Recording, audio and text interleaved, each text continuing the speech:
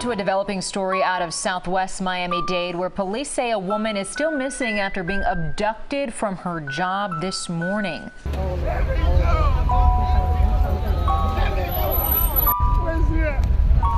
Mr. Johnson, good morning. A Miami courtroom falls silent as Judge Mindy Glazer reads the charges against 33-year-old Xavier Johnson: first-degree murder, kidnapping, and armed burglary.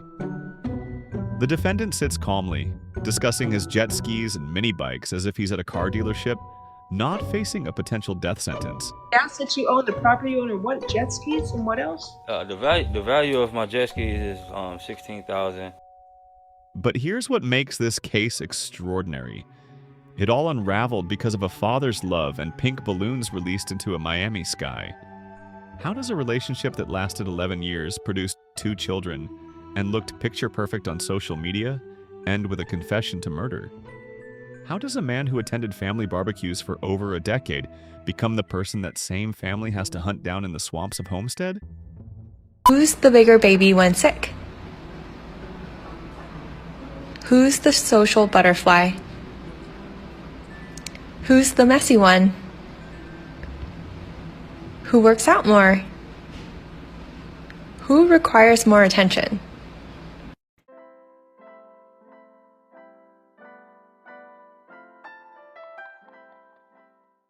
Today, we're going backwards through time to understand not just what happened to 27-year-old Andrea Lloyd, but why it was always going to happen this way. Because the ending of this story was written the moment a 21-year-old man started dating a 16-year-old girl. In this Miami courtroom, Xavier Johnson has just confessed to kidnapping Andrea from her workplace, taking her life, and ending the life of their unborn child. The judge notes this could be a death penalty case. But what's chilling isn't just the crime. It's Johnson's casual demeanor as he discusses his assets with the court. 3 days earlier, Arnold Lloyd, a father of 12 children, stood before news cameras making a desperate plea. Everybody know me. I don't beg for nothing. When I'm begging for my daughter to come home, I don't beg for nothing. I don't beg for nothing. But I'm begging for my daughter to come home. His youngest daughter, his baby, had vanished from her job as a caregiver. What Arnold didn't know was that the person he was about to lose forever was taken by someone he'd welcomed into his family for 11 years. The confession came after a manhunt that lasted barely 48 hours. But how did it end so quickly?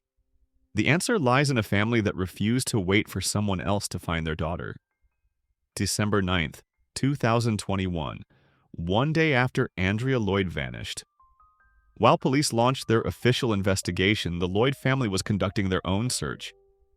They knew something the detectives didn't. They knew exactly who to look for. Manuel Lloyd, Andrea's uncle, spotted Xavier Johnson in a heavily wooded area near Southwest 328th Street in Homestead. Johnson was pacing nervously around his black pickup truck, which appeared stuck in the muddy terrain. This wasn't random. The family had followed him here. Picture this scene. A man who'd been part of family cookouts for over a decade, now cornered by the very people who'd once considered him family. When Manuel's nephew called out to Xavier, Johnson's behavior became erratic. He grabbed the phone, demanding to know who was being called. He seemed nervous and a whole lot of things because you got a young man that's out in the bushes and not knowing what to expect. But at that moment, he was just walking around. My nephew done called him and caught him. And when he caught him, he said, "Where are you going?" And he took his phone from him. He said, "Who are you calling?" He said, "That's my phone. Give it to me." This was no longer the charming boyfriend they'd known. This was a man with everything to hide. Think about the courage it took for this family to track down someone they suspected of violence. Think about Manuel Lloyd, walking into those woods not knowing if Xavier was armed, not knowing what desperation might make him do. But they did it anyway, because sometimes justice depends on people who refuse to wait for someone else to act. The family immediately called 911. When police arrived, they found Xavier still pacing near his truck. But they also brought something that would change everything: a cadaver dog. The dog alerted to an area in the heavy woods, and what investigators found next to Xavier's truck would confirm every family member's worst fears. In a large metal box positioned beside the pickup, they discovered Andrea's remains. Xavier Johnson was taken into custody that day. During interrogation, he confessed to everything: the kidnapping, the murder, and killing their unborn child. Andrea had been 6 weeks pregnant. But here's what makes this confession even more devastating. Xavier revealed why he did it. Andrea was planning to leave him. After 11 years, she'd finally found the strength to escape a relationship that had controlled her entire adult life. Let's go back to understand how love turned into control, how protection became possession, and how a teenage girl's first relationship became her last. December 6th, 2021, just 2 days before Andrea Lloyd disappeared forever. She posted something unusual on her Facebook page.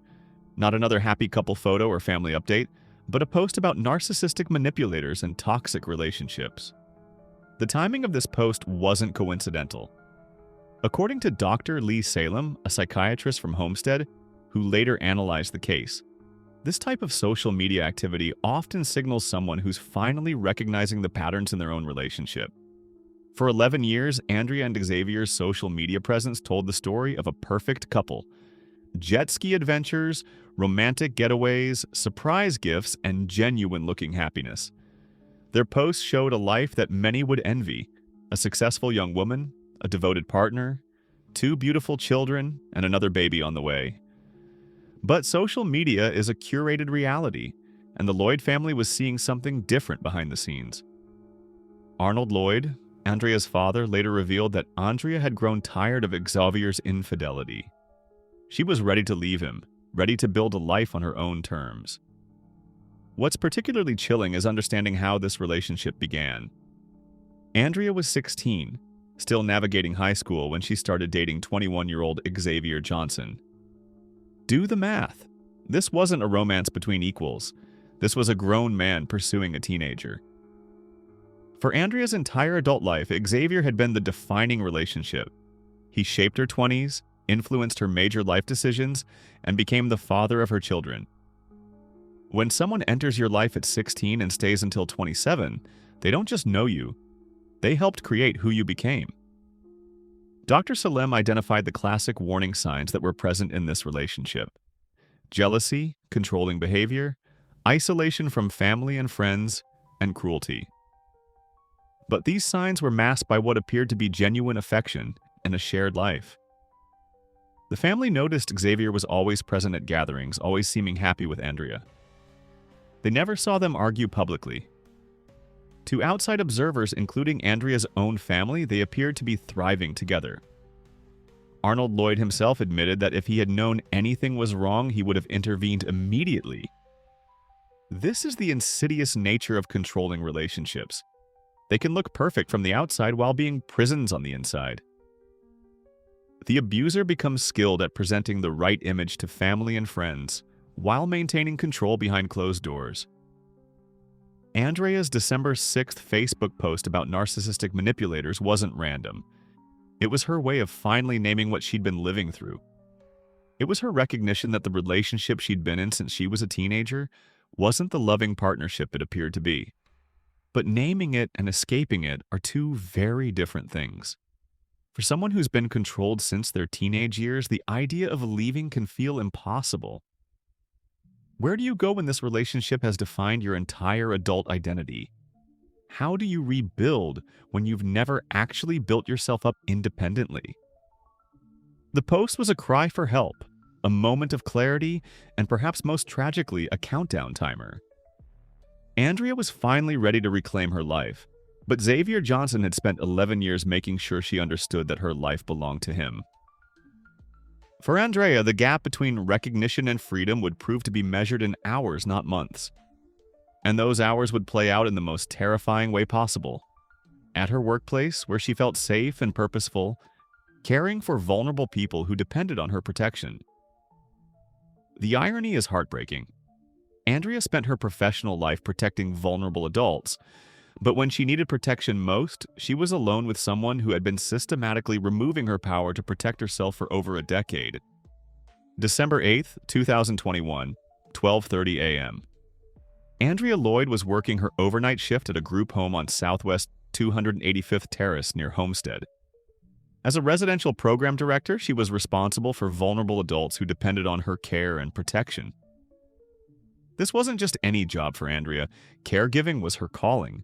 She'd worked her way up from basic caregiver to supervisor, earning respect for her dedication and reliability. Her coworkers would later emphasize that Andrea never abandoned her post, never left the people in her care unprotected. Andrea had found her purpose in protecting people who couldn't protect themselves. She understood vulnerability because she'd been living it for 11 years, though she was only now beginning to recognize it in her own life. When someone knocked on the door that night, Andrea did what she'd been trained to do. She answered, but here's what makes this moment so tragic. Surveillance footage would later reveal that Andrea opened that door for someone she knew, someone she trusted, someone who had been part of her life for 11 years. Xavier Johnson attacked her the moment she opened the door. The video shows him beating Andrea, dragging her across the ground, and forcing her into her own white Honda Civic. Then he drove away into the night, taking Andrea with him. Picture Andrea in that moment. She's 6 weeks pregnant with her third child. She's just beginning to find the courage to leave this relationship. She's at work, in a place where she feels safe and purposeful, caring for people who need her protection. And then the person she's been planning to escape shows up at her workplace in the middle of the night. The surveillance footage tells a story of betrayal that goes beyond the immediate violence. This was someone who knew exactly where Andrea worked, exactly what shift she was working, and exactly when she would be alone and vulnerable. This wasn't a crime of passion. This was calculated. Xavier had been watching Andrea, learning her routines, understanding her schedule. He knew that showing up at her workplace would catch her off guard. He knew she would open the door because that was her job. He exploited her dedication to helping others to get close enough to hurt her. When Andrea's coworker arrived for the next shift and found her missing, they immediately knew something was wrong. This wasn't Andrea. She didn't disappear. She didn't abandon vulnerable people. The coworker's instinct was correct. Andrea would never have left willingly with anyone, let alone left the vulnerable adults in her care without protection. The missing white Honda Civic with Florida plates, Y650DL, became the focus of an immediate search. Police issued alerts, family members began their own investigation, and the community mobilized to find Andrea Lloyd. But what nobody knew yet was that Andrea was already gone. While everyone was searching for a missing person, they were actually looking for evidence of a murder that had already been committed. The surveillance footage became crucial evidence, showing not just the attack but proof that Andrea knew her attacker. This wasn't a stranger abduction, this was domestic violence that had escalated to its most extreme and final form. The footage also revealed the method Xavier used to gain access. He didn't break in or force entry. He simply knocked, and Andrea, doing her job as a caregiver, opened the door. Her professionalism and dedication to helping others became the weapon used against her. In those final moments at work, Andrea was exactly who she'd always been. Someone who cared for others, someone who answered when help was needed, someone who put the safety of vulnerable people above her own concerns. The person who took Andrea Lloyd's life was the same person who had been taking pieces of her freedom for 11 years. And he used her own compassion as the final trap. Andrea Lavette Lloyd was born in Miami, Florida on December 13th. She was the youngest of Arnold Lloyd's 12 children, and by all accounts, she was the light of his life. A driven, compassionate girl who found her purpose early, helping others. Fast forward to 2010. Andrea is 16 years old, navigating high school like any teenager. But her life is about to take a turn that will define every year that follows. She meets Xavier Johnson, who is 21 years old. Think about that age gap, not just the numbers, but what they represent. At 16, Andrea is thinking about prom, graduation, maybe college. At 21, Xavier has finished high school, possibly some college, maybe started a career. He has life experience, financial independence, and most importantly, he has power that comes with being an adult. This relationship will span Andrea's entire adult life. From 16 to 27, Xavier Johnson is the constant. He's there through her late teens, her early 20s, her development into motherhood. He's present for every major decision, every life milestone, every moment when she might have otherwise been discovering who she was as an independent person. What did the Lloyd family think when their 16-year-old daughter brought home a 21-year-old boyfriend? Were there conversations about the age gap? Were there concerns about a grown man dating their high school daughter? These are the questions that haunt this case because by the time Andrea realizes she needs to leave, she's 27 years old with 2 children, pregnant with a third, and Xavier Johnson isn't just her boyfriend. He's the architect of her entire adult life. Arnold Lloyd later admitted that if he had known anything was wrong, he would have intervened. But that's the insidious nature of relationships that begin with such power imbalances. They normalize control so gradually that it becomes invisible to everyone, including the victim. The Lloyd family welcomed Xavier as one of their own. He attended family gatherings, holidays, celebrations. He was there for the birth of his children for 11 years of memories that seemed happy from the outside. To them, he wasn't a threat, he was family. But control doesn't always look like violence. Sometimes it looks like devotion. Sometimes it looks like never wanting to be apart. Sometimes it looks like always being present, always being involved, always being the center of someone else's world. For 11 years, Xavier shaped Andrea's understanding of love, relationships, and her own worth. When she finally recognized the manipulation and decided to leave, she was threatening the foundation of his identity just as much as her own. On December 13, 2021, 5 days after Andrea was murdered, her family gathered where her body had been found. They released pink balloons into the Miami sky in honor of what would have been her 28th birthday. Each balloon carried their love toward heaven, but they also carried the weight of a life that never got the chance to be lived freely. Arnold Lloyd stood in that field, surrounded by his remaining children and grandchildren, holding Andrea's 2 sons who would now grow up without their mother. The 1-year-old and 5-year-old had lost the person who was supposed to protect them to the person who was supposed to love them. Andrea Lloyd's story is a reminder that the most dangerous time for someone in a controlling relationship is when they try to leave. But it's also a warning about relationships that begin when someone is still a child, still forming their understanding of love, respect, and independence.